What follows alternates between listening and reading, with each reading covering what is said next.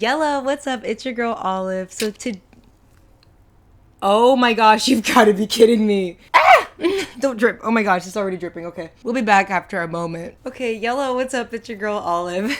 So in today's video, I wanted to talk about my mental health journey. A lot of people might be surprised to hear a lot of the things that I'm going to say in this video because my own friends were surprised to hear a lot of the things that happened to me and the things that I've been through just because I was very quiet about it. And I'm a very outgoing person. I'm very loud. I'm very in your face. So it was very surprising to a lot of my friends that I dealt with all this stuff. But I want to break that stigma of like, if you're depressed, then you're quiet and you're shy and you don't really do well in school. That irritates me, okay? Because everyone deals with depression at some point in their life. It just seems like a normal human trait, especially in your teenage years. I wasn't in those categories. I had A's all throughout middle school and high school, and I dealt with a lot of depression.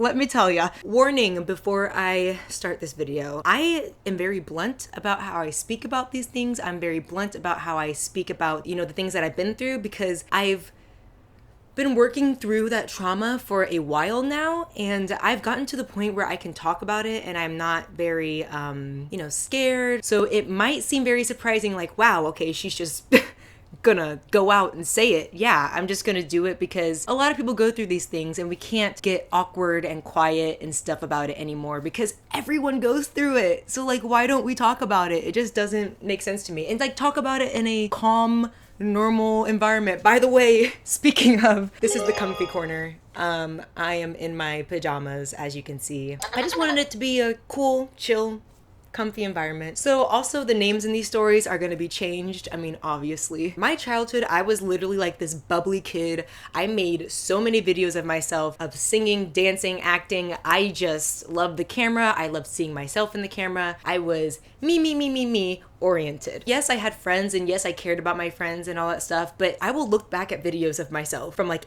whenever I was 8 and I'm just like, okay, friends, back away. I am in the spotlight. It's just so cringy seeing that side of myself because it's like, dude, you're not the princess of the world. Chill out. This all started in 7th grade. Yes, love middle school. So there was a girl named Rhonda. We're just gonna call her Rhonda. Okay, Rhonda's a good name. She was the new girl at my school. She was the type of girl that tried to seem cool by talking about drugs and getting in fights and stuff like that. Of course, we all fell for it. We were all like, whoa, you smoke weed? You're like in 7th grade. What's weed even? I didn't even know what pot was in 7th grade. I didn't know that weed and pot were the same thing. So I was like, I don't even know what you're talking about, but that seems cool.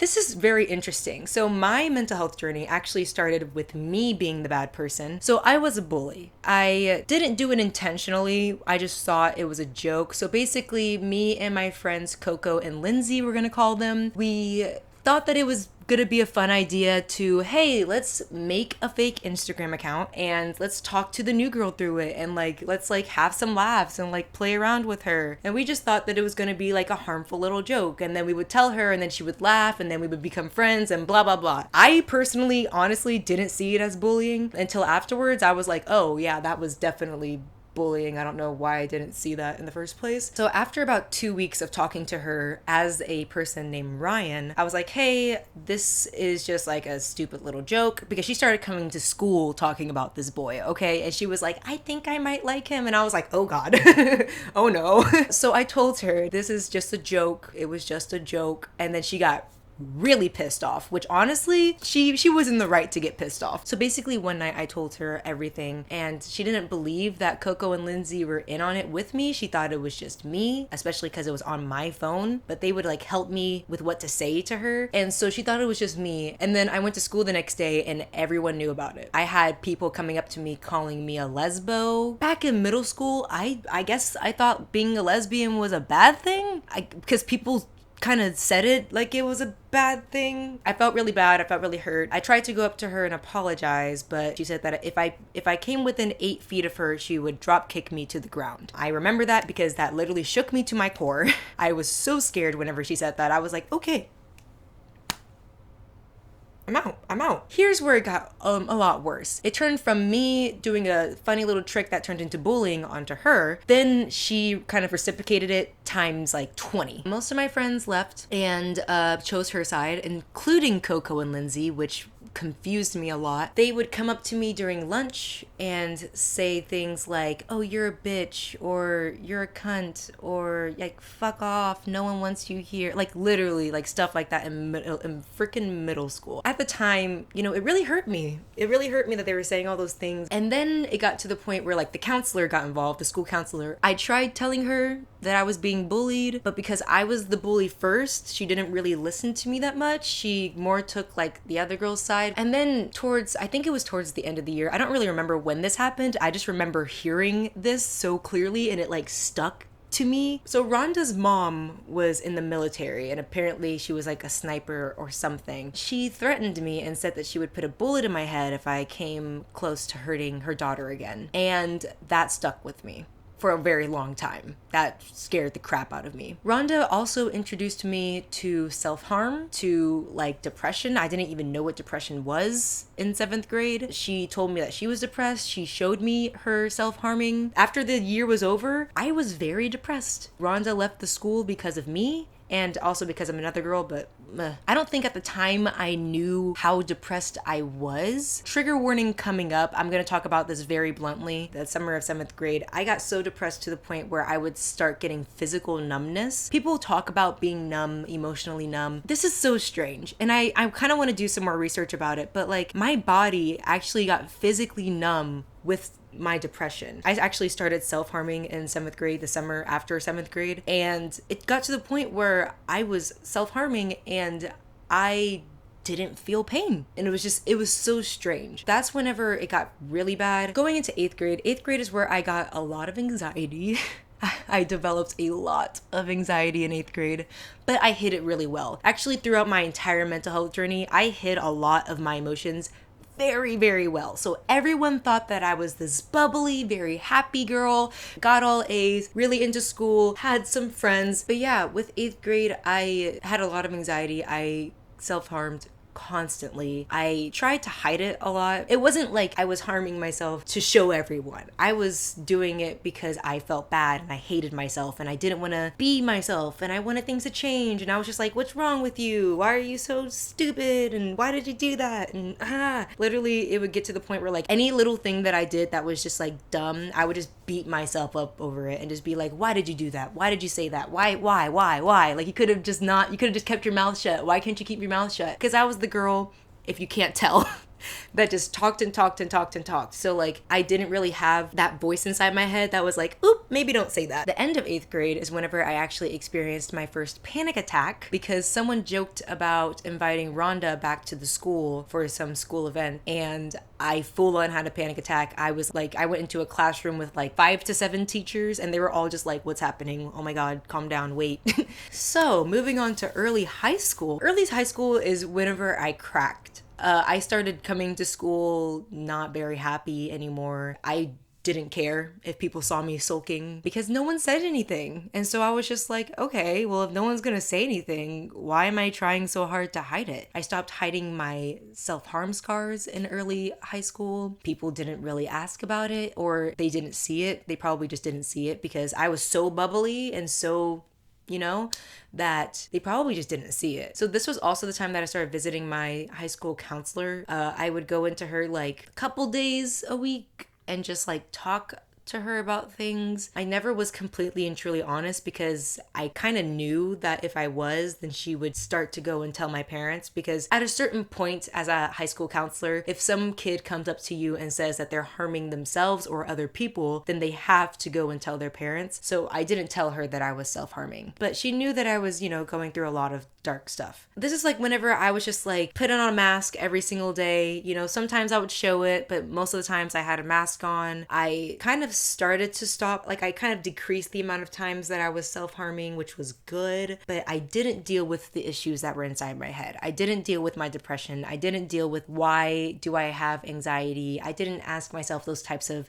introspective questions. I just kind of like ignored it, put it into a box inside my body and shut the box, and I was just like, you're gonna stay down here with chains and lock it, and just, yeah. I got so good at hiding my feelings that I hid them from myself, and that is scary. I didn't even know what was wrong with myself. I didn't know what was wrong with me. Sometimes I would ask myself, like late at night, I would ask myself questions like, what's wrong with me? Like, why am I going through this? I just didn't want to truly face the issue. And then around 9th to 10th grade, like summer of 9th grade to 10th grade, that's whenever I started asking for a therapist. I asked my parents for a therapist, but here's the thing with like Black households. You don't really go to a therapist or a psychiatrist, you just deal with it because we're just kind of taught to deal with a lot of things. So it's like, yeah, this is just one other layer on top of the cake. So my parents were just like, no, it's fine. Like, you'll get past it. It's just hormones. Like, you're fine. And like, I got really mad at them, but I didn't see that, like, yeah, this is a generational thing. Like, there's a reason why they're not getting me a therapist, because they truly don't think that I need one. As I'm saying all this, like, I was super depressed. I would cry like most nights. I literally seemed like the happiest person on earth at school. I was in basketball, I was in drama, I was in rock band. It was so hard for people to even consider me to be depressed. 11th grade, it was kind of the same gist. My depression didn't have to do with other people in high school. I mean, it did in middle school, but in high school, it was more myself and my trauma. It wasn't like I was getting bullied in high school. I wasn't. In high school, I was not getting bullied at all. So like, most of my depression, it was just me and it was my issue. And I just didn't want to open up my eyes and see that I had to fix that for myself and that there wasn't any outside harm coming to me at the moment. And I think what really got to me was the fact that the people that I did tell about my depression, which was very few and mostly people online, I feel like it's easier to connect with people online that are also going through the same thing than trying to find people at my small little school. So I talked to people online about it and they would ask me like, well, how are you depressed if you have like a big house and you have a pool and you have dogs and blah, blah, blah, blah, blah. And it's like, it's not material stuff. Anyone can be depressed. Even the richest person in the world, Bill Gates, he can be depressed. Or is it the Amazon guy? Whatever. One of them, they can be depressed too. And it's like, it's not about the money. It's not about the materials that you have. It's about inner peace. It's about loving yourself. It's about coming to terms with all of the crap that you've done and all the guilt and all the feeling bad and the self-esteem issues and like coming to terms with that and realizing that you need to change it. It's not material stuff. Also in 11th grade, I would experience times where I would be super happy at one moment and then the next moment I would get super depressed. And it was just like so strange and I didn't know how to control my emotions. I felt like I was completely out of control of my emotions. I felt like I couldn't even choose whether I was happy or sad or excited or angry. I felt like my body just kind of switched by itself. I just had to like adjust to whatever my body decided to feel. I just felt so out of control because I just wasn't in touch with myself. So in 11th grade, I met an amazing guy who became a really good friend of mine. We're gonna call him Jacob. So Jacob was a great friend to me. He cared about me a lot. He was honestly an unexpected friend. We were kind of in different like friend groups. I didn't really care about that type of stuff in high school. I didn't care about like the status quo or whatever, like because you're doing this, you have to be in this certain friend group. I was friends with everyone. We started talking, we became really close, we shared a lot of things with each other. The summer of 11th grade, we hung out a lot, we just talked a lot. He listened to me, he really truly wanted to help me, and I felt really alone. Like, yes, I had close friends and stuff, but I just felt like I couldn't go to them, and I felt like I couldn't go to my parents. Then my senior year, that was the most explosive year. My cracks were showing. I was having a lot of breakdowns. I would have to like go to the bathroom or something. Jacob was like, you should start writing down how you're feeling. So then I wrote down how I was feeling in my notebook. I just sat down and wrote down everything. And I gave it to him and I was like, read this. Then I went to my next class. After that class, I was free to go. The rest of my classes were like free periods. And like, if you're a senior, you can just leave. So I was about to leave. And then my counselor came up to me and she was like, hey, can we talk? And I was like, yeah. So we did like a suicide rate test. Like, how likely is this person to commit suicide? And I was apparently at a very high risk for it. And so she got very, very concerned very quickly, especially considering that she's known that I've been going through some stuff. Even she was very surprised because she thought that I was a very bubbly, very happy, outgoing kid. And she was just like, I didn't see this side of you. So the next day, there was going to be a camping trip. So my school goes on like an annual camping trip. And so my senior year, it was like a very great thing for me because there's like senior pranks and stuff like that. And so I was very excited to go. And then my counselor said to me that I was not allowed to go to any other school events until I got psychiatric help. After that meeting with her on my drive home, she actually called my mom as I was driving home. And so then whenever I got home, my mom already knew everything about it. My mom didn't really know what to think or how to feel. She was very confused, very angry, very sad. It was a very confusing time for her. I didn't really show my depressed side to her. She didn't really know about it. I didn't really show it to anyone, really. Hi, Leo. I think she took it kind of personally because she was just like, why didn't you come to me? Why didn't you talk to me? How did I not know about this? My mom said, okay, well, you're going to the Calm Center, which is a mental hospital in my city. And so I packed up a bag and I went down to the Calm Center, and oh man, that was an experience. A long, long, long 7 days for me. It did not feel like 7 days, it felt like 2 months. I can make a whole nother video on the Calm Center, but basically it just opened my eyes. I saw a lot of people in there that were going through a lot of tough stuff. It just truly made me think like, wow, do I want to be like this for the rest of my life? Do I want to be dealing with depression and anxiety and stuff like that for the rest of my life and, you know, harming myself? It just didn't seem worth it. I learned a lot of coping mechanisms there, and I practiced those coping mechanisms after I got out, and it actually helped. One of them was putting sticky notes up on my mirror of like compliments that people give me, but also things that I like about myself, and then reading them every single morning. It helps so much, but like you have to like truly like think that. You can't just like say it and then be like, oh, that's not true, but okay, and then like walk off, because that doesn't really do anything. After the Calm Center, I felt a lot better. A lot of people had a lot of questions about where were you and like, are you okay and stuff like that. I was very open and honest about it. I was like, yeah, I went to a mental hospital. I'm fine now. We all Gucci. And then something really, really, really heavy happened. There was a girl at my school and she died by suicide, and my entire school went into mourning. It was a very, very, very, very, very hard time for everyone at my school, and that also opened up my eyes because I was like, that could have been me. And I don't think people that commit suicide realize how much it impacts people and how much it affects people, because like you may feel like no one cares, but that was a whole school. Everyone in that school was crying. Everyone. It was very hard to heal from that. It made me not ever want to commit suicide ever. Ever. So then later that year in February, that's whenever the whole N-word thing happened and people started saying the N-word. And honestly, I just didn't want to be at that school anymore. I just wanted to move on. I applied to a school in Los Angeles and I was like, this is my new start. This is where I'm going to get better. I'm going to get a lot of friends. I'm going to make a lot of films. I'm going to be, you know, this leader. I went to LA. I met my roommate. I was like, cool. I got an apartment. I became vegan. I started working out every single morning. I would listen to music to get me like hype. I was like, I'm gonna make a lot of friends because I'm very outgoing and stuff like that. But I didn't realize that I'm only outgoing because I was hiding my emotions and I wasn't being my true self. Yes, there were some days where I was truly and honestly happy. Even throughout high school, I'm not saying that there wasn't days, a lot of days where I was like truly honestly happy, because no one's like just sad literally for like 7 years. Like no one's sad for like every single moment of 7 years. At first it was great. Like I said, I felt free. I felt like happy. I was like, wow, I'm vegan. Like I can actually be vegan because in LA it's not that hard to be vegan. Then things kind of